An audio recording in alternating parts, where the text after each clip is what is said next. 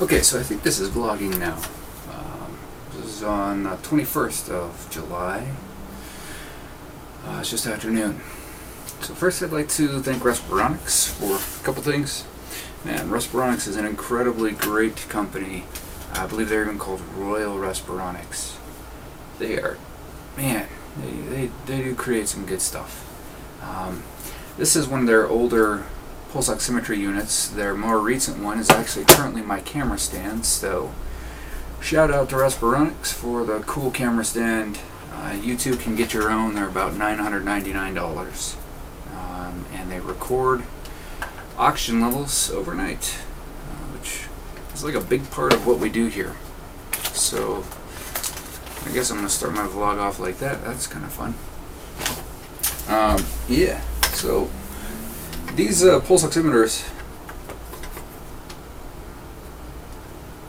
they're really quite fascinating.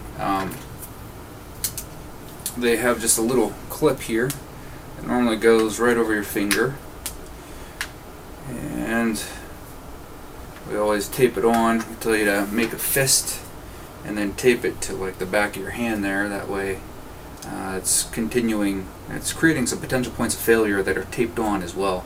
So the only point of failure is not just the unit itself. Once you turn it on and you start recording, these things actually tell you heart rate and oxygen. Normally they're in a blue thing that can hang around your neck, which is actually kind of like the one that's the camera stand right there. And it makes it so we can look at your oxygen levels overnight, see if there's obstructions, desaturations. It can indicate a lot of things, but it can only indicate so much. That's why it's not qualified through insurance as a great basis of information through which to get a diagnosis of obstructive sleep apnea. So to get a diagnosis of obstructive sleep apnea is no simple task. It's a pretty important thing, I think, too, that it's not easy to get a diagnosis of obstructive sleep apnea. You can't just go and say I snore and then the doctor be like, oh great, so here's a device that fixes that, thanks for coming in and telling me, because hey, that's what I do. Unfortunately, people approach medicine in an unrealistic way too often. If you are identifying a problem that has gradually come up over time, it's still to this point a diagnostic process.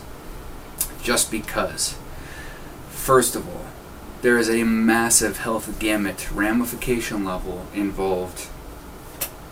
Excuse me, if you have obstructive sleep apnea. If you do indeed have OSA, I mean, there are so many things that are coming down the line for you, down the pipeline, that we are sure certain things are going to happen. We don't know that for sure your body is going to get you to a point where you're diagnosed also with the other problems, but we do know there's this massive array of things that are connected to just the simple concept of snoring. And that's why there are so many specialists usually involved in the process. Now here in Colorado, we actually have dentists that are able to be involved in the process of kind of identifying to you that you might have an occluded airway. So they may do a quick Mallampati scale, which is just an empirical data collection where they're looking at the airway and they're saying, well, you know, based off of tonsillar pillars and glottis tissue or soft palate, you know, things they can actually see to the base of the tongue, they're going to give you a scale, a number on the scale 1 to 4, and that's going to basically give you a quick classification of the real estate of your airway. Does it have a high proclivity towards potentially closing during the night if the muscle that is electrically charged by your brain loses its muscle tone, loses its electricity, and your airway begins to then collapse based off of already being highly likely able to do so. If and when that occurs, I mean, breath by breath, you're bringing in less room air, it's rattling around, it's raucous, it's socially intrusive, it's pretty frustrating, of course, for other people to hear your snoring. That's usually the complaint side. And gentlemen, let me just urge you quickly too, if you have someone tell you that you snore, please do not ignore them. Don't write it off in any way, and honestly, if you can at all, one time in your mind, right now, recall when you last were told you snore, just immediately get it checked out. If you already have insurance, that's of course the big key. If you don't have insurance, hey, I'm probably not speaking to you because it's an expensive service. To know if you're snoring frequently, I mean, you can use your cognitive writing off skills all day long. You wake up into it and you keep coffee companies in business because you've got a sleep disordered cognition. We can fix it, but you'd rather troubleshoot that stuff yourself. Hey, that's normal. I don't really have a judgment necessarily for that, so you're probably not ready to come in and see us. You don't get the benefit of the good that we can do yet. Maybe down the line, once you get to this health negativity point of life, you might actually have this whole health gamut of negative problems. I hope that it doesn't get there for you. I truly do not. I don't like it when people come through the sleep laboratory here and they've already got high blood pressure, or they've already got family history of stroke and heart failure and AFib and so many other things that I just really hope never happens for you. But if you're snoring and you're not really able to lose weight very well because you're trying to work out frequently, if you're snoring and you're finding that you're needing more energy drinks during the day, you're tired at certain points in the day, you're a little tired while you're driving, that one's pretty huge. If you just have these cognitive indicators that you may have a little bit of a sleep disorder occurrence, there's no shame in that. It's not your fault. Obviously, you're not creating the snore. You are creating a solution, but it's short term. So, come and let us put our education together collaboratively here to use for you and put it to work for you. There's a reason that we have insurance, because normally the amount of years required to diagnose and fix these types of problems so that it's done correctly and so that we get the correct solution to the problem, so that we stave off all these other potential negative things. There's a lot of education level required. We could get into the nonsense about malpractice insurance and the difficulties there with unfortunately when you come out of medical school, but that's not what this vlog here is specifically focused on. The snoring thing, pretty substantially important, and I've tangented many times here. The vlogging for today, let me just undo some of these. One of the other things too that I wanted to talk about is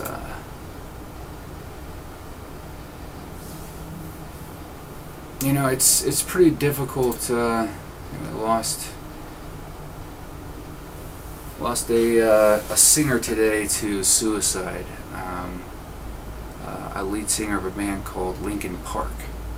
So this band was pretty near and dear to my heart through my youth. I actually spent a lot of time rocking out over how I tried so hard and got so far, but in the end it doesn't even matter.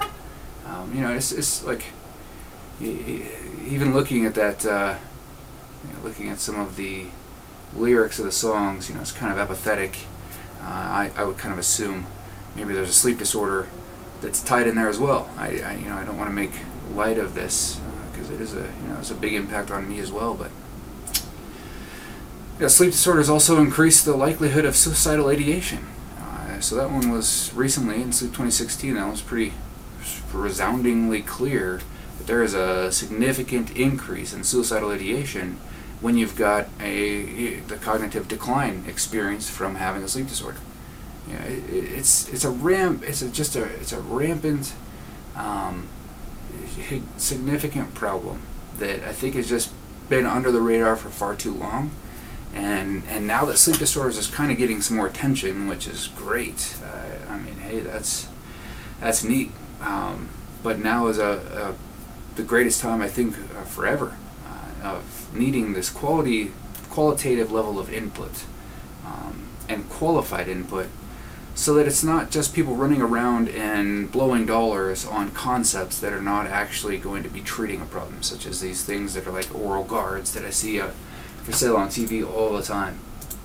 That stuff is kind of, it's kind of funny to me, but that's because of my processing system and having been in sleep medicine, in, around, on, for 16 years.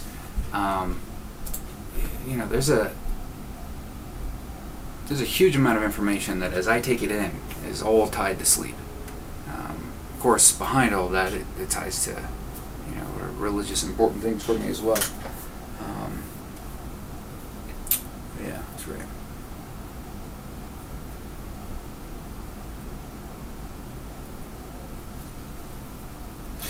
So just trying to continue the fight here, figuring out what is the next good that can be done for Rocky Mountain Health Diagnostics as well. So I did a post this morning, an insight into Rocky Mountain Health Diagnostics on Sleep Tech about some joint ventures, some partnerships, some accreditation things that we're going to look forward to trying to pursue here this upcoming month.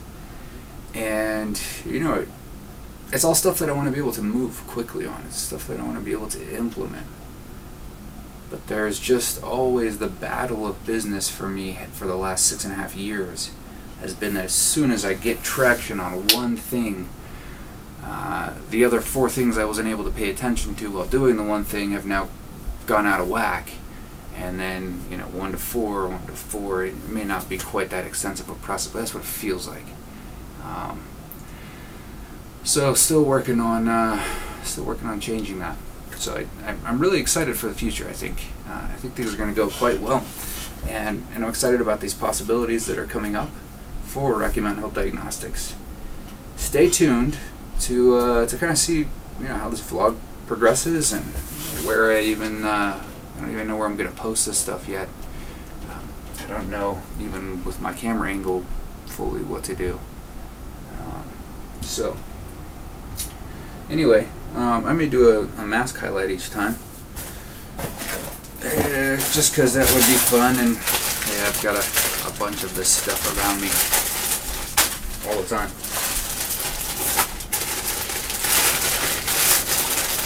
So here's a great mask. Here's one it's actually one that I've used quite a few times here in the laboratory. This is the Quattro FX, is what it's called. This one is very, very, very neat. Specifically in that when it was initially released, it was one of the few masks at the time that had the capabilities to, when you put it on, it actually has the capabilities to kind of stave off upper nose leak by these 2 additional damps here in the middle, and it's got the double lining on it, so it was a type of mask that you don't want to over tighten, and you didn't want to get it so it's too tight on your face, because then that can actually amplify leak. So it was fun when it first came out of trying to get it placed correctly on people so that it would actually encourage their mouth to stay closed because of the way that it kind of keeps traction a little bit on the face. And then the headgear itself too, it was always, this one is really, really comfortable. One of the problematic things with this one, kind of over time use, is that down here, this lower part, it's down below the inion on the back of the head. It can eventually start to rub for some people on their skin. That one was normally a mask liner problem, but again, it's really important to make sure that when you've got equipment like this, I can't tell you how many sleep studies I do where during the night I'm cranking up the AC because they felt fine. They've got tons of layers on them when the patient goes to sleep. As soon as they get into their deeper stages of sleep, metabolic processes, things are changing, they are sweating profusely, and I'm cranking the air conditioner to stop the artifact that is just basically causing waxing and waning of my data collection information. So, where you're refiltering it, you're changing baseline so that it's creating almost a salt bridge where those electrodes have a very specific place that they're located on the scalp. They're measured very specifically. If you had a sleep study and your technologist didn't measure, I'm sorry. That was false presentation from them to you. It is in fact something that they normally just do because of experience. I measure every time, not for me, but mainly for the patient too, so they know this went in a precise spot. And if there's salt that is connecting them, it becomes a bridge of the electrical information. Instead of being able to transmit across and then pick up what's different about 2 electrodes, there's now just this problematic input amongst many of them. So that being said, you're probably not aware that you're sweating during the night. I highly doubt that most of the people who I'm cranking the AC for are also thinking while they're asleep that, oh yeah, I'm a little warm, because they're not doing anything about it. So anyway, just thoughts to ponder, perhaps some insights there. And I have got to get back to work. So, okay, Sleep Tech. I don't know. I need to come up with like a goodbye statement for this or something. Maybe not.